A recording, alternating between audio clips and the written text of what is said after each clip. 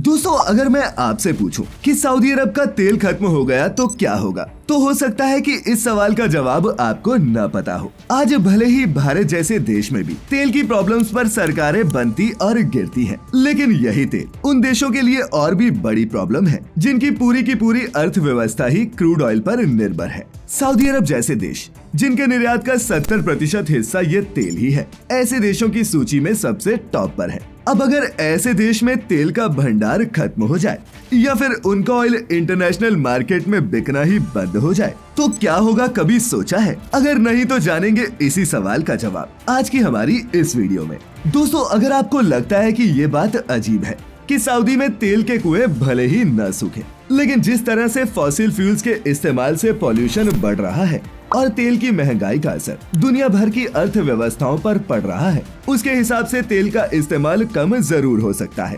और जिस तरह से आने वाली दुनिया को रिन्यूएबल एनर्जी के सोर्सेज की ओर धकेला जा रहा है, उससे भी सऊदी जैसे देशों की हवा गुम है। अगर आप आज की ही दुनिया को देखें तो आपको ऐसे कई देश देखने को मिल जाएंगे जिन्होंने ईंधन वाले वाहनों का इस्तेमाल बहुत कम कर दिया है। नॉर्वे जैसा देश जिनके पास खुद के तेल के भंडार हैं, जिसे भले ही वो निर्यात कर दे, लेकिन वो खुद पूरी तरह से नेचुरल रिसोर्सेज पर डिपेंडेंट है। UK, Norway, France, Costa Rica, Netherlands और जर्मनी ये दुनिया के कुछ ऐसे देश हैं जो अपने यहाँ इलेक्ट्रिक कार्स को लेकर रूल्स ला चुके हैं। भारत भी इसी लिस्ट में शामिल है, जिसने टारगेट रखा है कि 2030 तक वो अपने 37% तेल का इस्तेमाल बंद कर देगा। और इसीलिए आपने भी देखा होगा कि अपने यहाँ भी इलेक्ट्रिक कार्स का चलन बढ़ने लगा है। इसके अलावा ऑस्ट्रिया, डेनमार्क, आयरलैंड, जापान, पुर्तगाल, कोरिया और स्पेन भी अपने अपने देशों में इलेक्ट्रिक कार्स को लेकर टारगेट्स तय कर चुके हैं। इसीलिए मोटे तौर पर हम ये कह सकते हैं कि 2030 तक तेल या फिर पेट्रोल का इस्तेमाल काफी कम हो जाएगा। यानी कि जो काला सोना बेचकर सऊदी कई सालों से अमीर हुआ जा रहा था, वो आने वाले 10 सालों में इस सोने से उतना मुनाफा नहीं कमा पाएगा जितना वो आज कमा रहा है। अब दोस्तों जो सबसे बड़ा सवाल उठता है वो ये है कि अगर तेल की अर्थव्यवस्था ही चरमरा गई तो फिर सऊदी अरब जैसे देश का क्या होगा। 1930 के दशक में सऊदी में तेल के कुएं खोजे गए और उसके बाद से उस देश ने पलटकर पीछे नहीं देखा। लेकिन कभी न कभी तो ऐसा मौका आएगा ही जब तेल की कीमतें या तो कम होंगी या फिर उसके भंडार ही खत्म हो जाएंगे, क्योंकि आखिरकार ये है तो लिमिटेड रिसोर्सेज। अब इसे समझने के लिए सबसे बेहतर होगा उस देश को समझना जहाँ पर ऐसे हालात पैदा हुए हों। और दोस्तों कुछ ऐसे ही हालात कुछ वक्त पहले दुबई के थे। 1990 तक तेल ही दुबई की अर्थव्यवस्था का सबसे बड़ा हिस्सा था, लेकिन अब दुबई ने अपने हालात बदल लिए हैं। दुबई के अमीर शेख रशीद बिन सईद अल मखदूम को भी एक समय पर ऐसा ही डर सताता था और उन्हें भी लगता था कि अगर ये तेल खत्म हो गया तो फिर क्या होगा। और उन्होंने तब एक बहुत फेमस बात कही। उन्होंने कहा था कि मेरे बाप दादा ऊंट की सवारी करते थे, मैं मर्सिडीज की सवारी करता हूँ और मेरा बेटा लैंड रोवर की सवारी करता है। मेरा पोता भी शायद लैंड रोवर की ही सवारी करे, लेकिन उसका बेटा शायद फिर से ऊंट की सवारी करे। इस बात को अगर आप समझ पाए हो तो आपको पता चल जाएगा कि ये एक तरह से संदेश था उन देशों के लिए जिनकी इकोनॉमी पूरी तरह से क्रूड ऑयल पर डिपेंडेंट थी। यही कारण था कि दुबई ने अपनी अर्थव्यवस्था में टूरिज्म, बिजनेस और बाकी की चीजें जैसे कई वर्ल्ड इवेंट्स को होस्ट करने की शुरुआत की। और दोस्तों अब आपको जानकर हैरानी होगी कि दुबई की इकोनॉमी का सिर्फ 2% हिस्सा ही तेल से आता है। लेकिन अफसोस की बात तो ये है कि सऊदी के साथ इसका उल्टा है।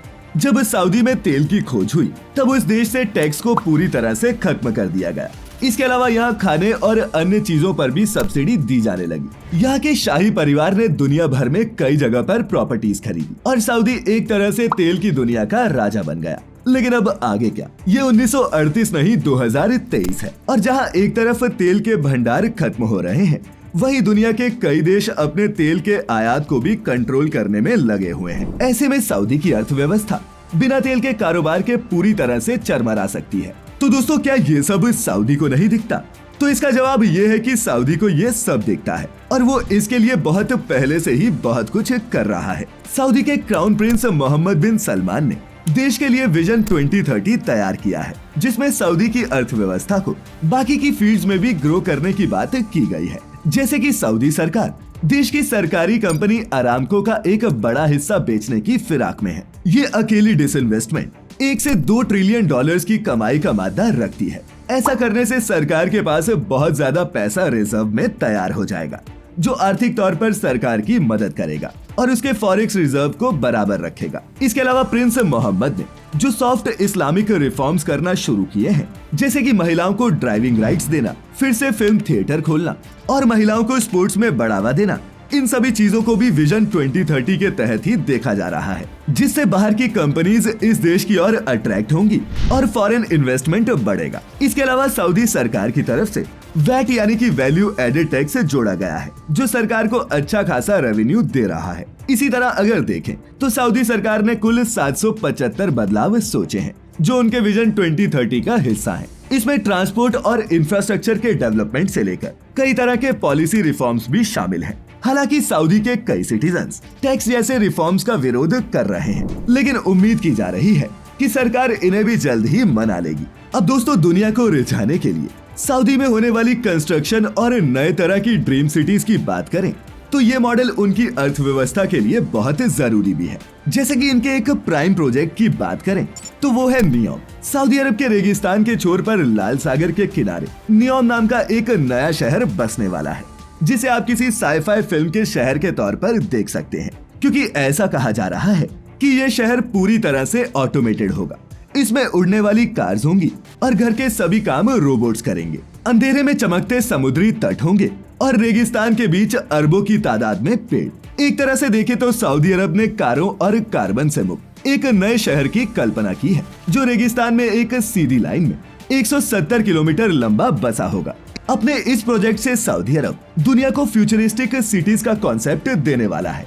ये एक ऐसा शहर होगा जहां धरती के पर्यावरण को नुकसान पहुंचाए बिना इंसानियत आगे बढ़ेगी। बता दें कि ये एक 500 अरब डॉलर का मेगा प्रोजेक्ट है और इस परियोजना का अनावरण 2017 में किया गया था। इसकी शुरुआत करते हुए क्राउन प्रिंस MBS ने कहा था कि देश के उत्तर पश्चिम में 170 किलोमीटर लंबा बनाया जाने वाला ये शहर कारों और सड़कों से फ्री होगा और इसका टोटल कार्बन एमिशन 0 होगा। आपकी जानकारी के लिए बता दें कि इस प्रोजेक्ट के तहत 10 लाख लोगों को बसाने की योजना है। लेकिन दोस्तों, अगर आप सोच रहे हैं कि अगर ये कार्बन फ्री होगा तो यहाँ किस ईंधन का इस्तेमाल होगा, तो बता दें कि वो ईंधन है ग्रीन हाइड्रोजन। ये एक तरह से कार्बन फ्री फ्यूल है जो पानी से ही तैयार होता है।